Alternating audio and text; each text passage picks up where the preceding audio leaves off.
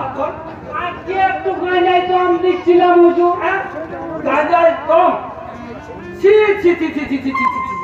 তোর জন্য দেখছি আমাদের মানে পুলিশ ডিপার্টমেন্টে মান ইজ্জত বলে কিচ্ছু থাকবে না। আরে রাম হুইস্কি ব্র্যান্ডি খা ঠিক আছে, চূর্ণ খা সেবে ঠিক আছে, তাই বলে গাঁজা ফু ফু ফু। গাঁজাকে অবহেলা করবেন না হুজুর, এ হলো হরর মহাদেবের মহাপ্রসাদ। এটা খেলে শুধু নেশাই হয় না, মনটা বড় রাজা রাজা মনে হয়।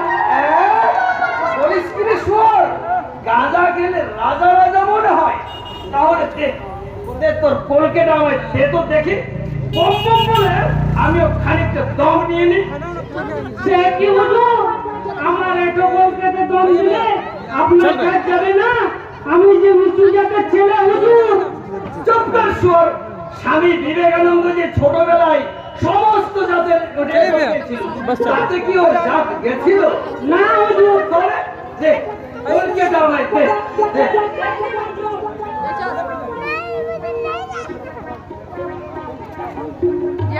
চলো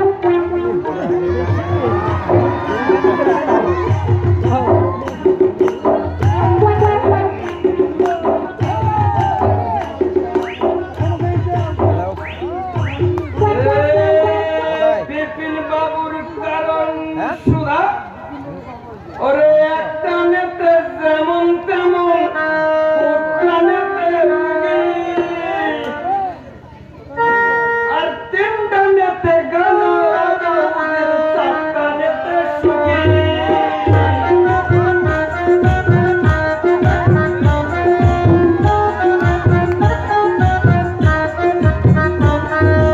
একটা নেতে যেমন তেমন ওটা নেতে রোগী, তিনটা নেতে রাজা বলি, চারটা নেতে সুখী। সুখী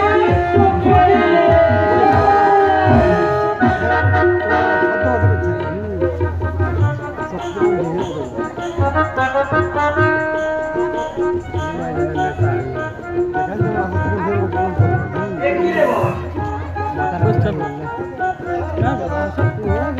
এই বেটা হারা, এ তুই আমায় কি দম দেওয়ালে রে বাবা? মাথাটা ঝিনঝিন করছে, চোখে সর্ষে ফুল দেখছি। এই এই বেটা হারা, এ কি রে বাবা? একটা হারার জায়গায় চারটে হারা। চারটে মানে? ওরে শুয়োর, আমার সামনে যে এখন চারটে হারা।